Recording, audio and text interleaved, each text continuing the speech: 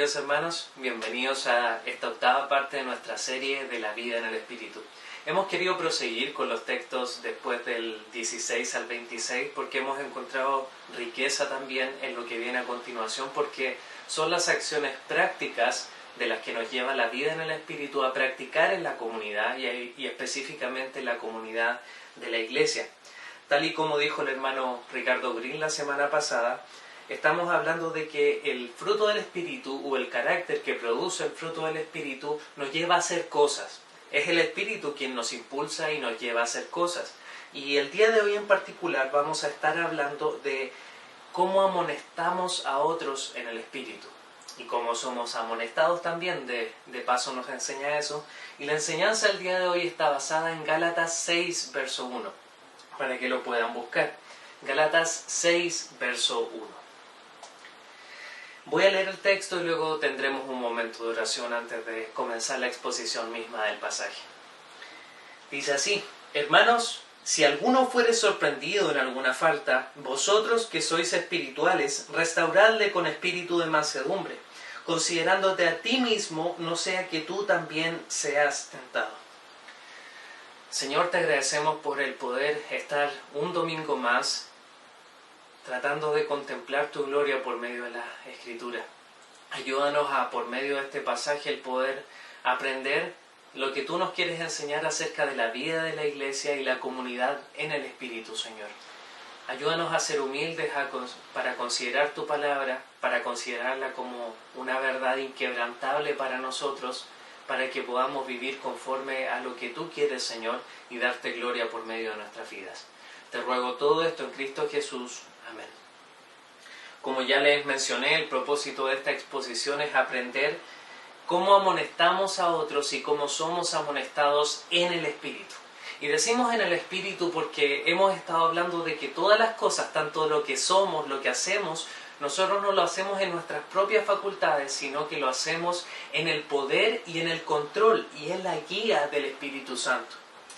Lo primero que vamos a aprender en este pasaje acerca de la amonestación en el Espíritu es que la amonestación corresponde a los hermanos.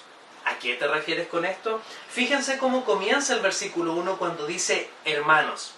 No comienza diciendo pastores, ancianos, diáconos, profesores de escuela dominical. Dice hermanos. Y eso engloba una comunidad bastante grande porque considera a todos los que son creyentes. Pero usted me podrá decir, pero mira, más adelante en el versículo el texto dice, vosotros que sois espirituales. ¿A qué se refiere esto en particular?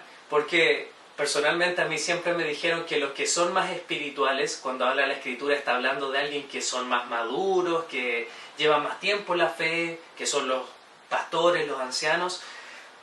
Literalmente, el vosotros que sois espirituales significa vosotros que pertenecen al Espíritu, ustedes que pertenecen al Espíritu. Y como ya hemos visto anteriormente en las otras exposiciones, aquellos que tenemos al Espíritu somos todos los cristianos. Aquellos que hemos puesto nuestra fe en Cristo Jesús como nuestro Salvador, se nos ha sellado con el Espíritu Santo en la promesa que nos capacita en los frutos del Espíritu para poder llevar a cabo la obra del ministerio. En este sentido, los que somos espirituales somos todos los creyentes, los que tenemos al Espíritu y los que literalmente el Espíritu nos tiene a nosotros, nos controla, nos lleva, nos guía. Muchas veces hemos visto que en nuestras iglesias la amonestación o la disciplina eclesiástica, digamos que la amonestación es parte de la disciplina eclesial, termina siendo una labor únicamente de los pastores o de los ancianos. Y eso es un error, porque es una disciplina eclesiástica. Le pertenece a la iglesia en general como comunidad. Todos debemos estar dispuestos a amonestar a otros, porque la Biblia nos entrega la autoridad bíblica para hacerlo, porque no yace en nosotros. Toda autoridad le es concedida a la iglesia por medio de la palabra. No hay autoridad intrínseca por tener cargos puestos en la iglesia. La autoridad yace en la palabra.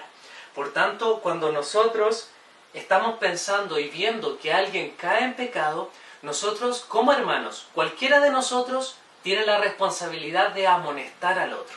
Y no contarle a todos los demás o ir a contarle al pastor, a los ancianos.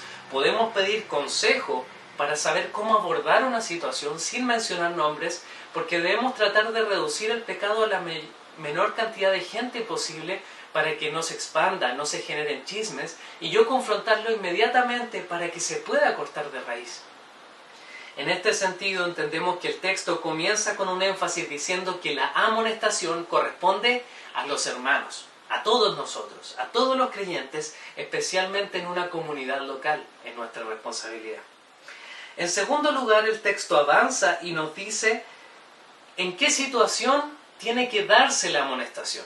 Y específicamente el texto dice, si alguno fuere sorprendido en alguna falta o alguna transgresión, y lo hacemos sinónimo al pecado. Puede parecer obvio esto. Nosotros no amonestamos a las personas cuando no están pecando. Nosotros animamos a los demás a hacer el bien. Pero hay un problema. Nosotros tendemos a tratar de pecado en ocasiones cosas que no son pecado. Por ejemplo, a veces he visto que se generan conflictos porque alguien dice, no, ese hermano no le caigo muy bien, me miró feo, me trató mal, habló mal de mí atrás de otra persona. Hermanos, esas situaciones se resuelven conversando. Ya debemos pasar a una etapa de madurez en que conversemos con los demás, en que seamos sinceros y busquemos y le preguntemos a otra persona, ¿sabes? Hace tiempo quiero conversar esto contigo, ¿tienes algo contra mí? Y nos vamos a dar cuenta que cuando llevamos a la práctica el tema de conversar y oramos al Señor para que nos permita limar asperezas, tener unidad en el Espíritu, nos va a ayudar a tener una mejor comunión como hermanos. No debemos llamar pecado a las cosas que no son pecado, pero debemos llamar pecado a las cosas que la Biblia dice que lo son. No debemos pasarlas por alto, porque estamos guardando la santidad de una comunidad, como lo vamos a ver en unos minutos. Debemos preocuparnos que cuando nosotros estemos juzgando, porque juzgar es bíblico, Jesús dice, juzgad con justo juicio. Cuando juzgamos una actitud o algún pecado en particular, debemos preocuparnos de que aparezca en la Escritura. Que los autores bíblicos lo hayan llamado pecado y que por lo tanto Dios lo haya llamado pecado. Eso nos facultará de alguna forma a decir y acercarnos al hermano y poder decirle, hermano, te he visto haciendo esto. ¿Y sabes qué? La Escritura dice en este lugar esto y esto acerca de eso y por lo tanto es pecaminoso. ¿Crees que podamos orar juntos? ¿Quieres que ore por ti? ¿Necesitas algún tipo de ayuda? ¿Necesitas que leamos la Biblia juntos para poder enfrentar ese pecado? Y es muy distinto a llegar con percepciones y decir, oye, creo que lo estás haciendo mal.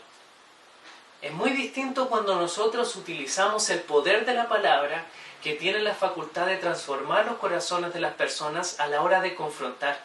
Y dejamos de hacerlo con percepciones, con escuché que estás haciendo esto, con un montón de cosas que son por lo general percepciones simples que terminan siendo meros chismes en muchas ocasiones. ¿Con qué tipos de pecado nos vamos a encontrar? Bueno, con una diversidad de pecados. Vamos a considerar o vamos a observar que en ocasiones son pecados que son de una ocasión. Por ejemplo, alguien le mintió a otra persona. Cuando confrontamos y amonestamos por este pecado, la persona se puede arrepentir y pedir perdón por su mentira y decir la verdad. No basta solamente con arrepentirse y pedirle perdón al Señor. Hay ocasiones en las que hay que retribuir y responder ante el pecado. Cuando, por ejemplo, en la Biblia Jesús nombra la historia de un hombre de que robó muchas cosas, que era Zaqueo, por medio de la administración de impuestos, Zaqueo restituyó las cosas. Y así se trata con muchos pecados. Y vamos a ver pecados que son de una ocasión y que hay que restituirlos y todo queda ahí. Pero hay ocasiones en que vamos a observar que tenemos actitudes pecaminosas que son de larga duración, que son parte del carácter que tenemos que ir cambiando. Por ejemplo, una actitud colérica. Alguien que se va a airar muy fácilmente ante ciertas cosas. Ahí no basta con una amonestación en ese momento solamente y con que todo quede ahí y se pida perdón y listo.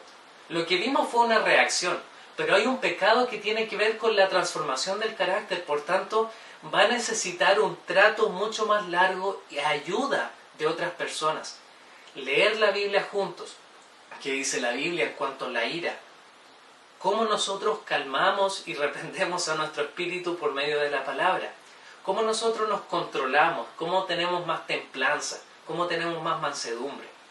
Vamos a ver distintos tipos de pecados y el trato en todos es distinto, pero lo que tenemos que tener claro es que nosotros confrontamos únicamente al pecado.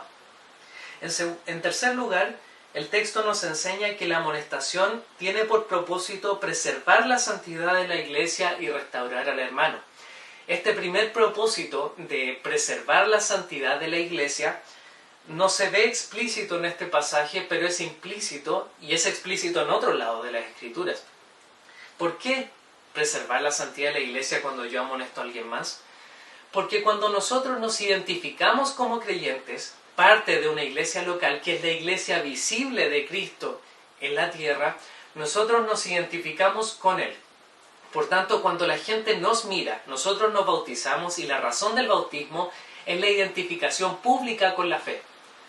Cuando nosotros somos cristianos y la gente alrededor nuestro sabe que somos cristianos y nosotros caemos en algún pecado, los demás nos están observando y juzgan a Cristo y a la iglesia acorde a lo que nosotros hacemos, a cómo vivimos.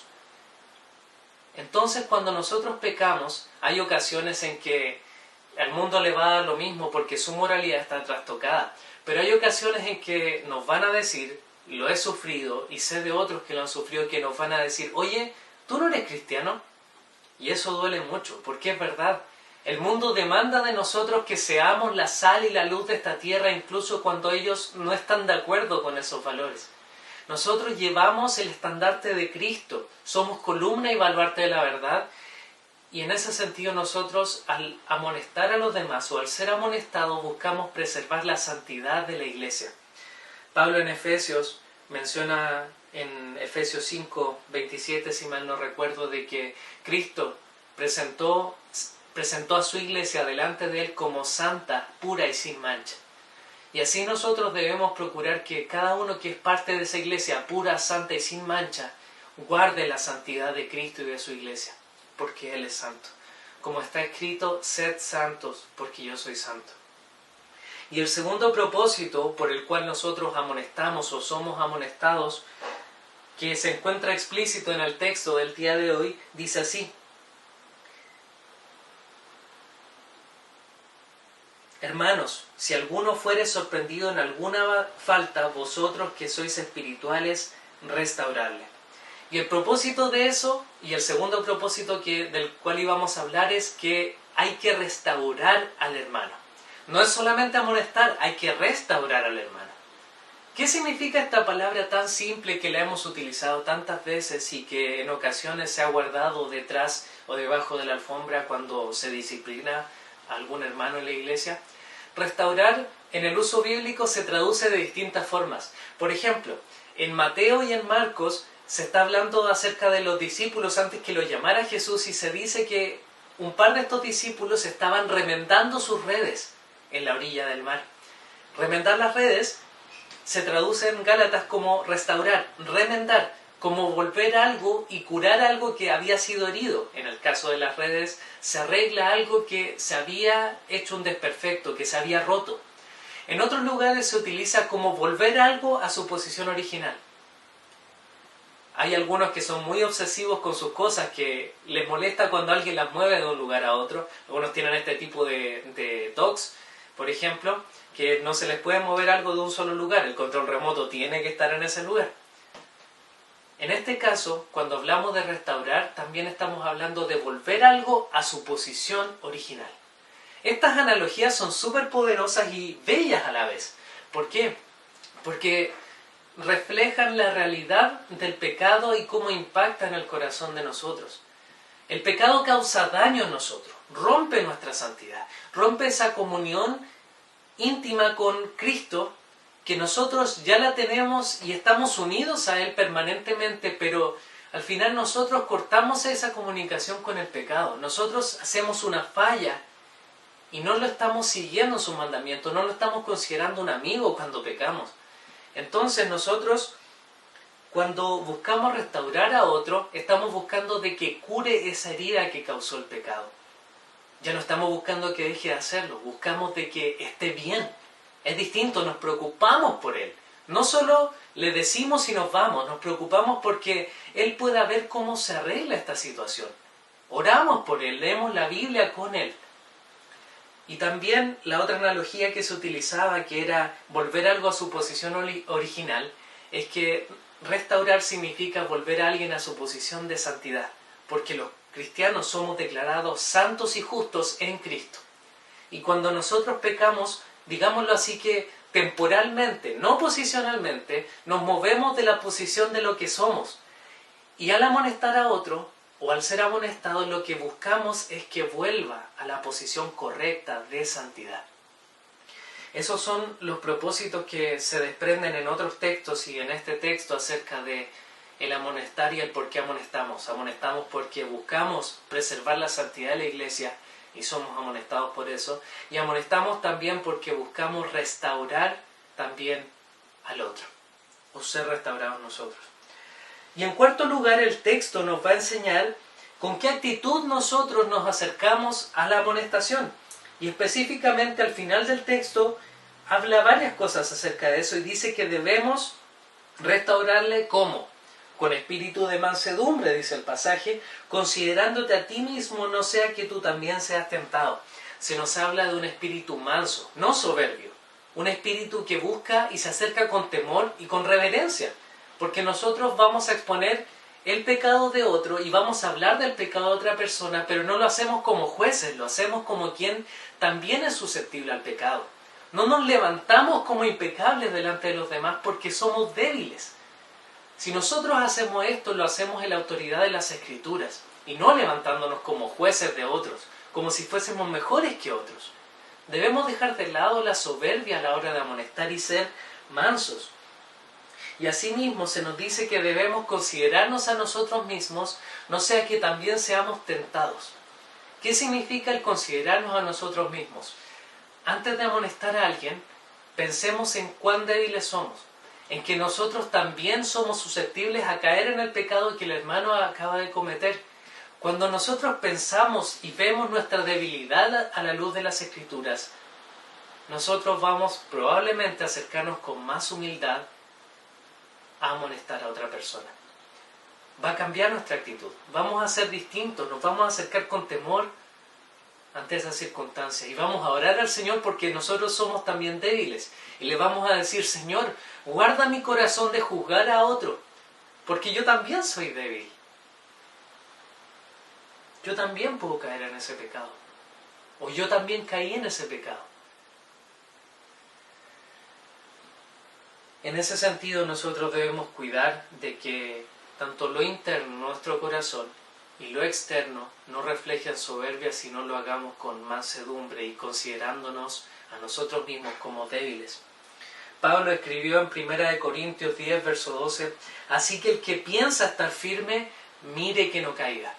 Pablo de Tarso, el que algunos llaman el más grande de entre los cristianos, fuera de la figura de Jesús. El más grande de entre todos nos dice: el que cree estar firme, mire que no caiga. Si tú te consideras a alguien que no puedes caer en ese pecado, no, ¿cómo se te ocurre que yo voy a hacer eso? Debemos considerar de que no nos creamos firmes porque somos débiles. El Espíritu nos fortalece, pero nosotros somos susceptibles a la tentación. ¿Tenemos las armas para triunfar en el Espíritu? Las tenemos. Y eso se repite una y otra vez en las Escrituras. Romanos 6, por ejemplo. No reine pues el pecado en vuestros cuerpos mortales, porque nuestro viejo hombre fue crucificado juntamente con Cristo, y ahora ya no vivimos nosotros, como dice Gálatas 2:20, mas vive Cristo en mí. Tenemos la facultad de vencer al pecado porque estamos en Cristo, pero somos débiles en nosotros mismos. Somos fuertes en Cristo y débiles en nosotros. Así que debemos considerarnos a nosotros mismos, no sea que también seamos tentados. Este texto ya nos enseñó de que la amonestación nos corresponde a todos los hermanos, no únicamente al pastor, no únicamente a los ancianos, no solo los diáconos, no solo los profesores. La amonestación corresponde a todos los hermanos. También la amonestación se da cuando hay una situación de pecado, y un pecado bíblico, no lo que nosotros creamos que es pecado. En tercer lugar, vimos que la amonestación tiene como propósito preservar la santidad de la iglesia y resguardar y restaurar al hermano. Estos dos propósitos deben ir unidos: guardar la santidad de la iglesia, pero también restaurar al hermano, que vuelva, que sane de su pecado, volverlo a su situación de santidad. Y en cuarto lugar, la amonestación debe ser hecha con mansedumbre y con un espíritu que se considera a sí mismo como débil y también como alguien que puede pecar. Este texto de por sí ya es muy práctico, pero me gustaría considerar unas aplicaciones prácticas no para cuando amonestamos, porque de eso habla el texto, sino cuando recibimos la amonestación. Este texto no habla en particular de eso, pero Proverbios, por ejemplo, habla mucho de cuando somos reprendidos, cuando otro viene a nosotros y nos dice: oye, estás pecando. Esto debe ser trabajado mucho y debemos ser muy humildes para considerar cuando alguien viene a nosotros y nos amonesta. Y es lo que menos se practica. Y es lo que menos se piensa. Y es para lo que menos se capacita a las personas. Pero debemos estar conscientes de que tenemos que tener un espíritu humilde. Y particularmente humilde para que otro que también es débil se acerque a nosotros y nos diga: oye, ten cuidado en esto. Trata de actuar conforme a las Escrituras. Has caído en pecado. Pero mira, hay perdón en Cristo. Y si te arrepientes vas a hallar gracia. Y vas a hallar el cómo hacerlo bien en el Espíritu. Proverbios 27:6 dice lo siguiente: las heridas de un amigo sincero son mejores que muchos besos de un enemigo. Cuando alguien viene a ti y te amonesta, probablemente vale más eso que cuando muchas personas callaron tu pecado, porque cuando estás pecando no solo le haces mal a otros, sino te haces mal a ti mismo. Entonces, cuando alguien viene a nosotros, vale más la pena de que nos hiera por medio de la verdad que muchos que pasaron por alto tu pecado y tu maldad y lo que estás haciendo mal y te hace daño y nos hace daño, y nos lo dijo sinceramente. Por tanto, debiésemos apreciar a alguien que busca amonestarnos, apreciar lo que hizo y no mirarlo a él únicamente como alguien débil, como quien se cree él para acercarse a nosotros. Debemos ser humildes para recibir esto. Y también debemos cuidar cómo respondemos ante esta situación, porque podemos recibir la amonestación y recibirla bien y decir: sí, tienes razón, y no hacer absolutamente nada. La pregunta es: cuando recibimos la amonestación, ¿examinamos nuestros caminos? ¿Vemos si de verdad este es un pecado que requiere que atendamos las Escrituras, que pidamos consejo en otros, que oremos mucho por esta situación? ¿Saben qué? Proverbios 29:1 dice algo muy interesante: el hombre que reprendido endurece su cerviz acá, cuello, se endurece a sí mismo, de repente será quebrantado y no habrá para él medicina. Debemos cuidarnos de cuando alguien nos reprende, no endurecernos, no dejar de lado el pecado, sino confrontar nuestro pecado y pedir perdón delante del Señor y buscar gracia delante de Él para no pecar más. Tengamos cuidado de, siempre que alguien nos dice algo, considerar sus palabras y ver que no estemos pecando justamente. Y si vemos que hay pecado en nuestras vidas, confrontarlo a la luz de las Escrituras y buscar la capacitación del Espíritu para vencer en Cristo. Porque como dice Romanos 8, en Cristo Jesús nosotros somos más que vencedores por medio de aquel que nos amó. El Señor nos guarde y nos ayude a poder amonestar a otros en el Espíritu, con mansedumbre, con los propósitos correctos, con la actitud correcta, pero también el Señor nos ayude a recibir correctamente la amonestación. Espero que esto nos sirva en la comunión de la iglesia, queridos hermanos, a la hora de amonestar y de recibir la amonestación de otros. El Señor nos ayude a preservar su santidad. Oremos. Señor, te agradezco por la posibilidad que tenemos de estudiar tu palabra, de buscarte a ti por medio de las Escrituras, de preguntarte a ti cómo quieres que hagamos las cosas, Señor. Tú eres nuestra guía. En las Escrituras hallamos nuestra única norma de fe y conducta que nos guía a la santidad y a la santidad de tu pueblo. Lo único que pretendemos, Señor, es tu gloria y tu santidad. Ayúdanos a ser santos como tú eres santo. Lo somos en Cristo, pero también queremos serlos acá corporalmente, no solo posicionalmente. Sigue transformándonos y ayúdanos como iglesia de Perquenco a seguir buscando la santidad también por medio de la amonestación. Te agradecemos, Padre, por este tiempo en Cristo Jesús. Amén.